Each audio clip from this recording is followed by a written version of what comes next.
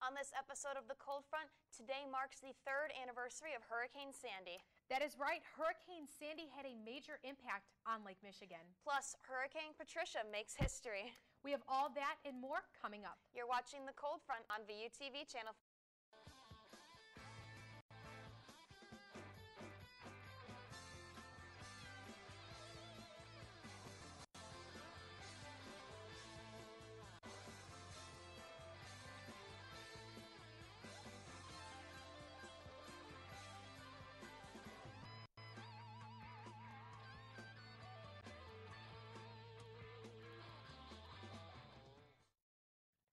Thank you for joining us today. I'm Lynnette Grant. And I'm Hilko. Yesterday and today marked the 3rd anniversary of Hurricane Sandy's impact on Lake Michigan. But before we talk about the effects here, let's talk about the impact Hurricane Sandy had when making landfall. Well, according to the National Weather Service, Hurricane Sandy began forming in the Caribbean on October 22nd. It tracked north through Jamaica, East Cuba, and the Bahamas, intensifying as it moved. It traveled northward until it made a west turn toward the coast near New Jersey on October 28, 2012. When Sandy made landfall, it created major storm surge from New Jersey to Connecticut. This area includes New York City and Long Island. According to the National Weather Service, the storm surge peaked at high tide, making record tide levels. This created major flooding. Not only was storm surge an issue, the winds was also very intense. The highest wind gust reported in Connecticut was 85 miles per hour in Madison, which is located in New Haven County. In New York, the highest was reported in Eaton's Neck.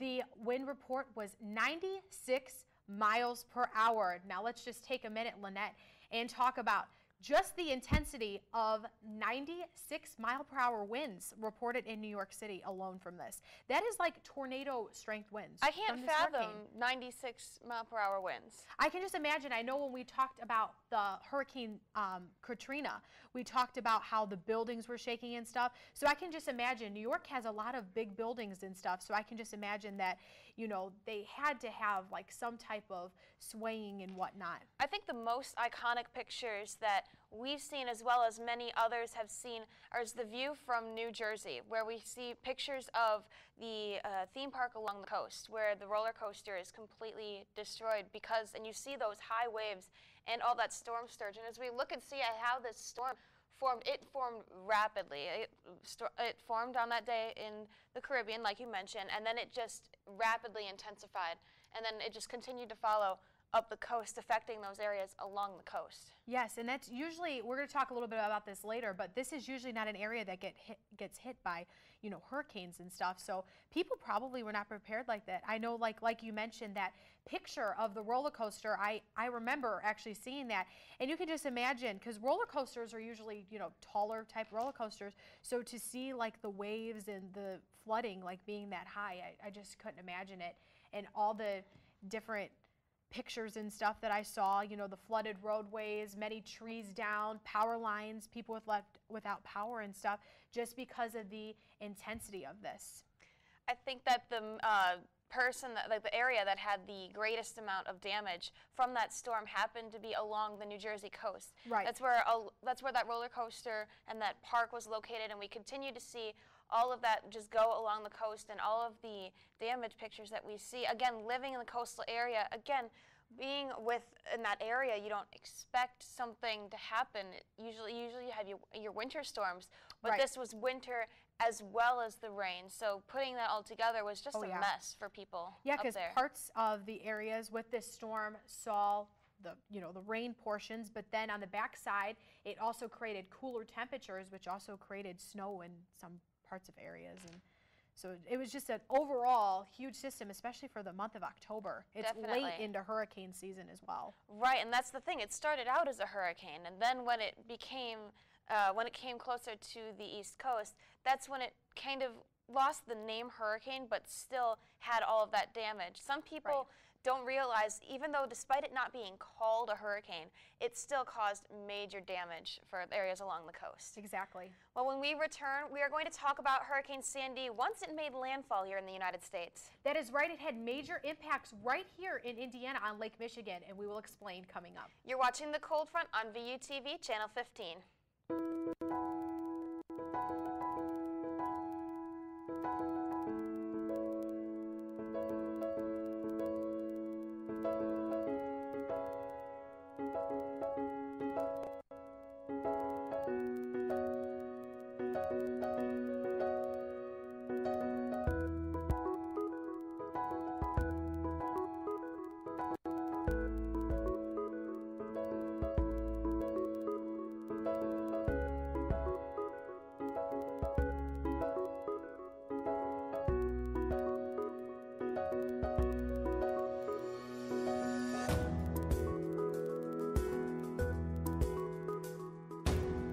Good morning, Valparaiso University.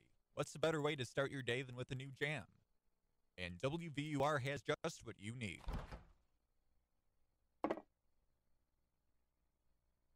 But if you close your eyes, does it almost feel like nothing changed at all? And if you close your eyes, does it...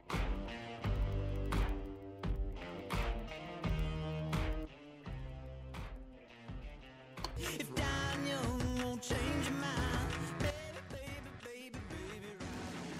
Broadcasting sports, news, weather, and music on air, online, and on campus.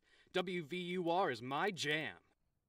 Welcome back to the Cold Front. Today we are talking about Hurricane Sandy. When it made landfall, it had major flooding and intense winds, especially in Connecticut, New York, and New Jersey.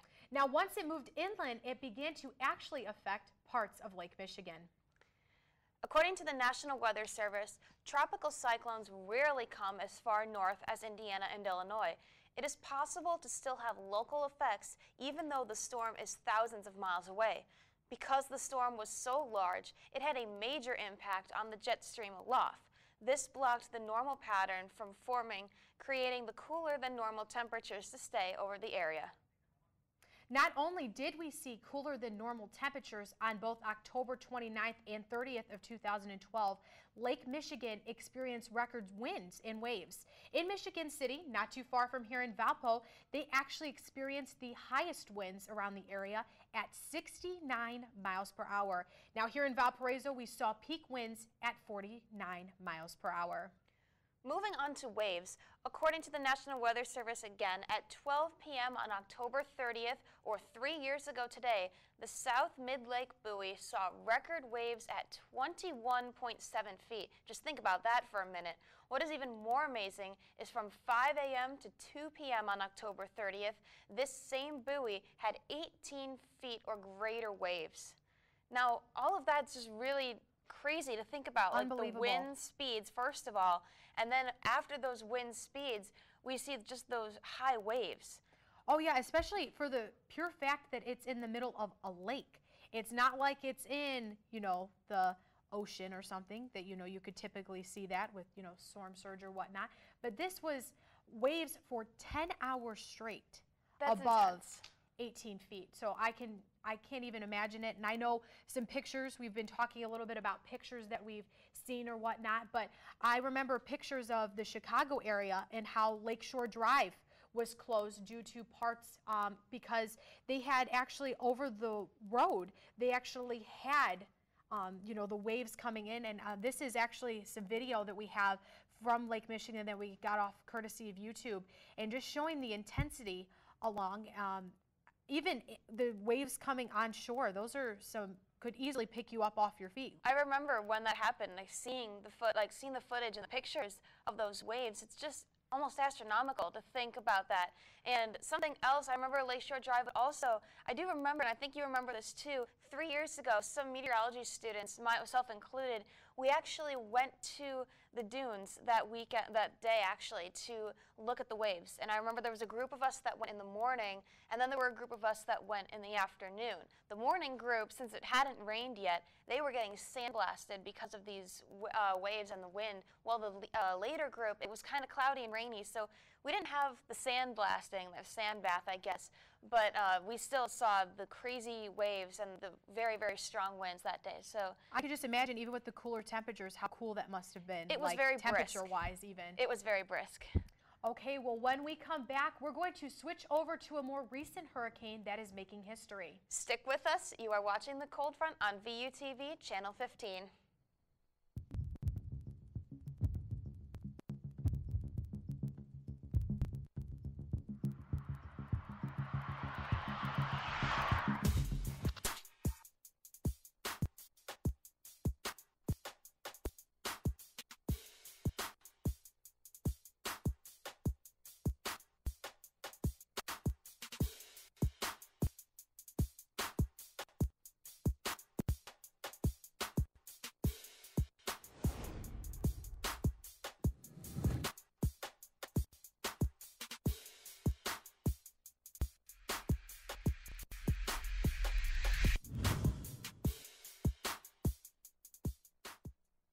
Good morning, Valparaiso University. What's a better way to start your day than with a new jam? And WVUR has just what you need.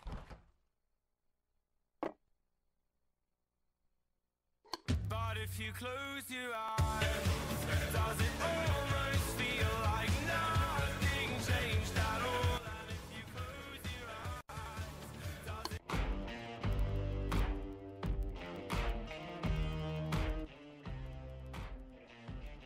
If Daniel won't change your mind, baby, right. Broadcasting sports, news, weather, and music on air, online, and on campus. WVUR is my jam. Welcome back to the Cold Front. Today we were talking about Hurricane Sandy's impact on Lake Michigan 3 years ago today. Now we're going to switch to a more recent and memorable storm for some people, Hurricane Patricia, which affected parts of Mexico and Texas over the weekend.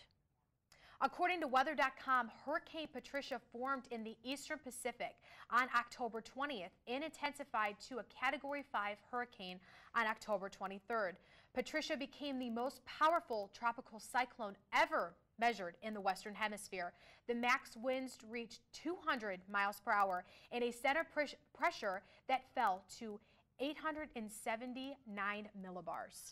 According to MSNBC, the hurricane made landfall near Cuxmala on Friday afternoon. The country of Mexico issued a state of emergency and made thousands evacuate near the coast. One resident interviewed by MSNBC said the winds began around 5 p.m. and lasted until 10 p.m. The winds were so intense when it made landfall that trees were uprooted. It knocked down power lines, and heavy rain also caused mudslides and flooding. And according to the article by MSNBC, entire villages were leveled. And I've seen pictures and I've heard, about all the devastation and stuff down into Mexico and even into parts of the United States with all this flooding. But the intensity when this thing formed to get maximum sustained winds of 200 miles per hour is unfathomable. And like they said, that is the most and biggest they've ever recorded. And this storm, if I remember correctly, it looked like it was going to be a weaker storm, like maybe Category 1, Category 2, but it rapidly intensified. I believe in 36 hours it had gone from a Category 1 storm to a Category 5 storm. Unbelievable. And then even the more amazing thing is it hit, Cat 5 status in the middle of the ocean, but by the time it made landfall, it was just a depression.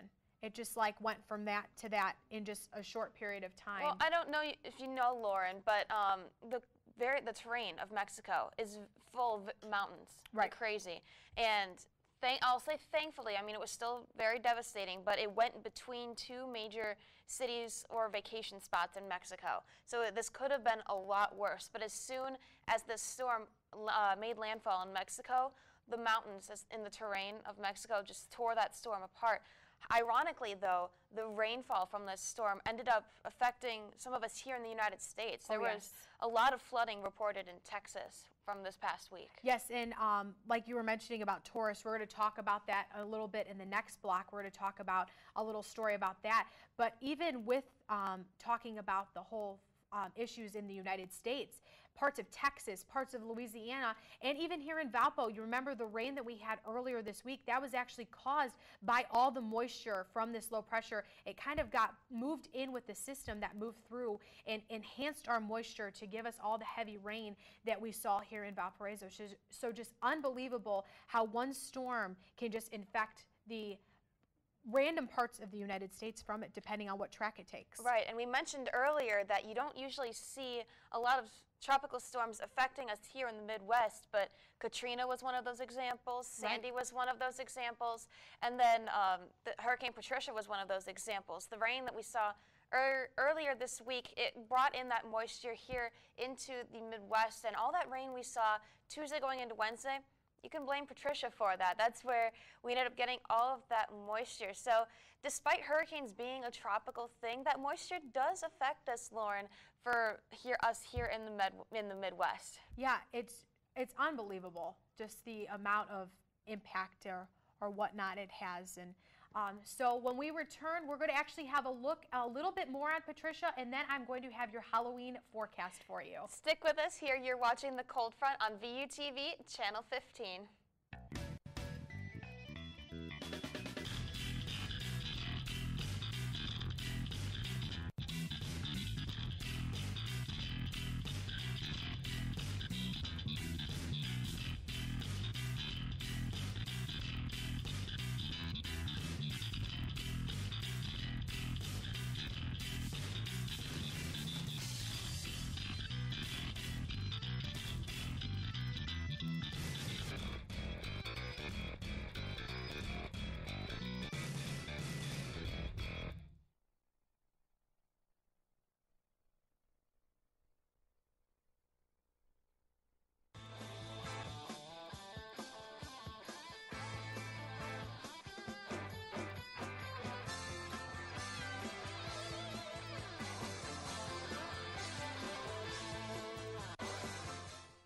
On a campus plagued with terrible weather, Valpo students suffer from boredom with no motivation to leave their room.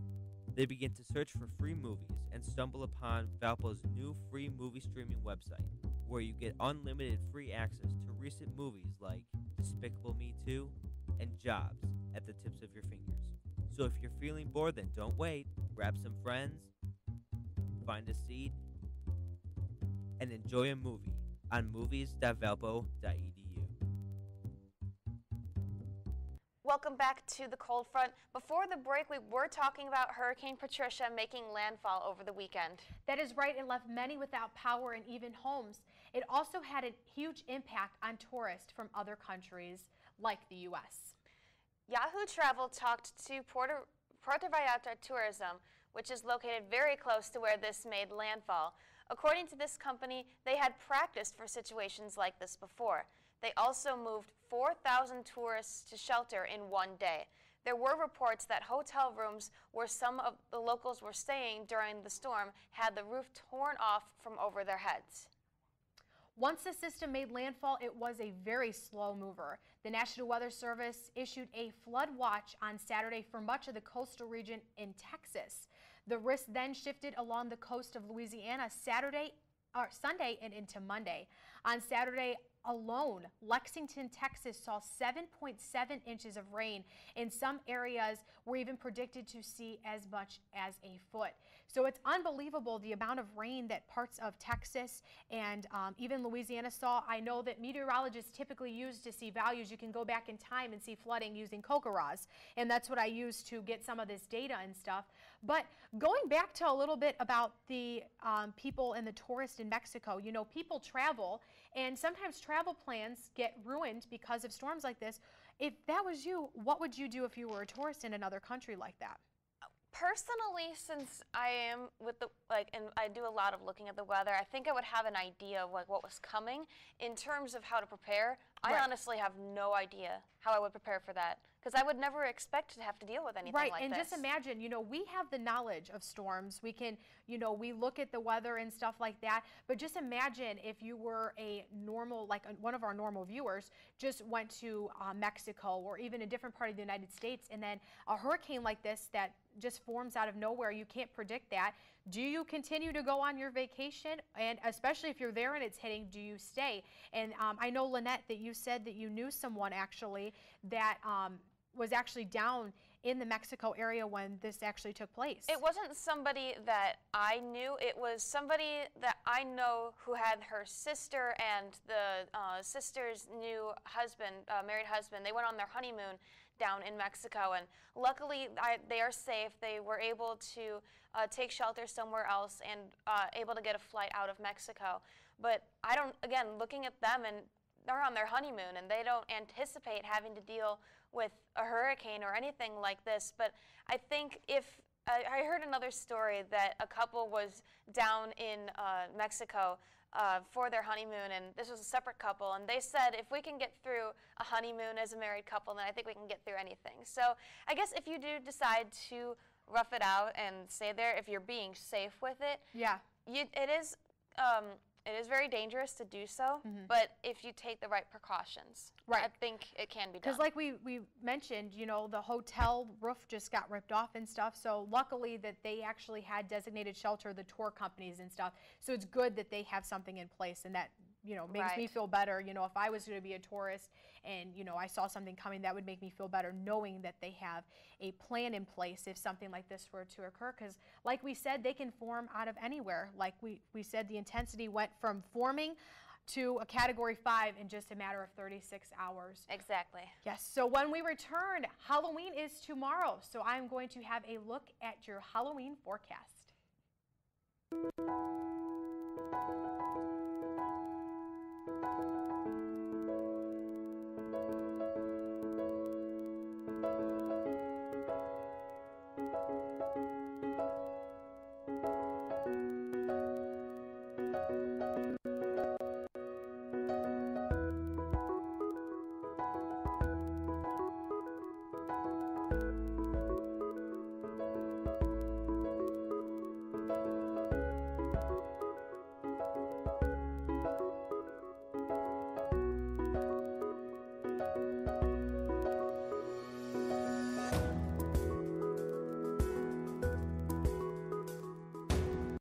Good morning, Valparaiso University. What's a better way to start your day than with a new jam? And WVUR has just what you need.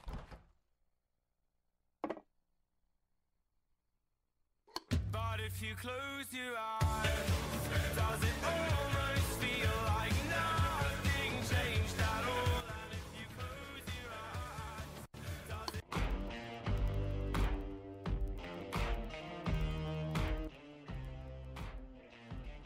If dying young won't change your mind, baby, right. Broadcasting sports, news, weather, and music on air, online, and on campus. WVUR is my jam.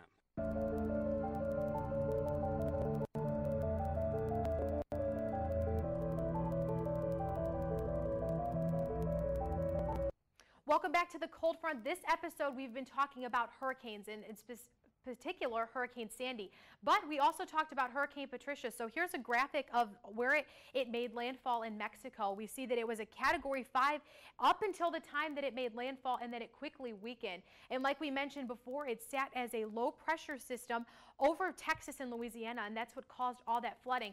And remember all that rain we had earlier this week? That moisture was actually from this area right here, and it got dragged up into our area, which helped enhance some of those showers. Well, we're going to take a step to our current conditions. We're going to be seeing 54 as you walk outside right now with some clouds around the area. It was clearer, but the clouds are beginning to build in. As we look regionally around the temperatures, we're seeing just General temperatures in the middle 50s for the area, so not too bad. A little bit below normal for this time of year, so feeling a little more fall-like.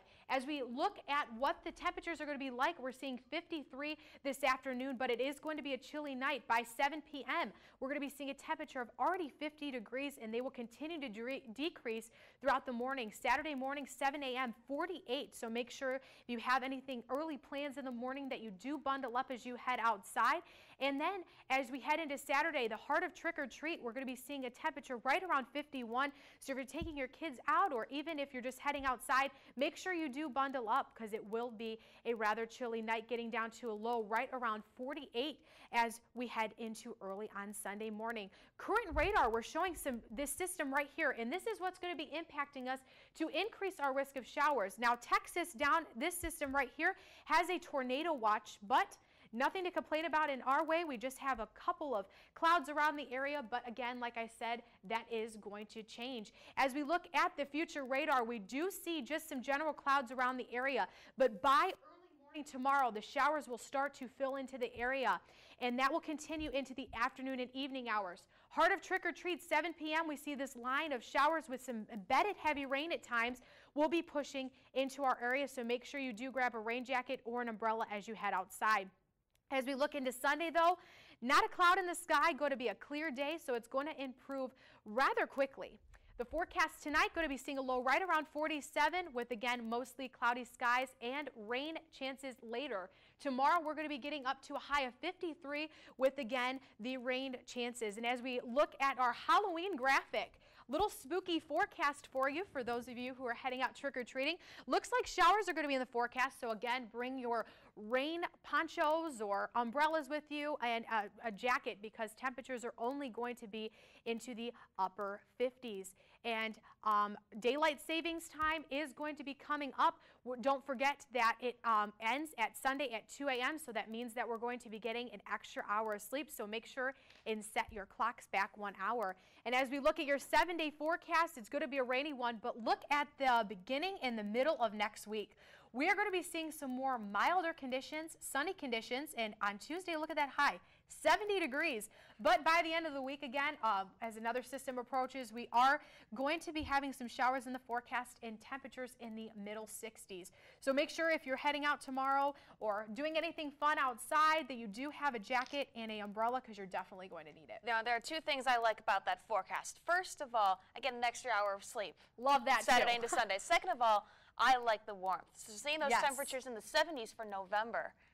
Very is- unusual I to love see it. temperatures in the I love 70s it, for but November. good thinking to remind people to do that, because with it being Halloween, it's going to be Oh, yeah. hectic. So don't forget to switch your clocks this Yep, weekend. everybody will be out trick-or-treating, and then you come in and you'll be tired from getting all that candy and stuff, and then, you know, you'll have an extra hour to sleep. I know I'm looking forward to that. So Lynette's looking forward to that. So Are it's you gonna going be- trick-or-treating? I am not, no. No, I think I'm a little too old for that. Darn it. Darn it. Are you? I don't know Real yet. quick. We'll figure it out. Okay. It'll probably be a last-minute decision. Well, that's all that we have for you today. Remember to tune into Channel 15 at 3 p.m. next Friday to see what weather topic we're talking about next.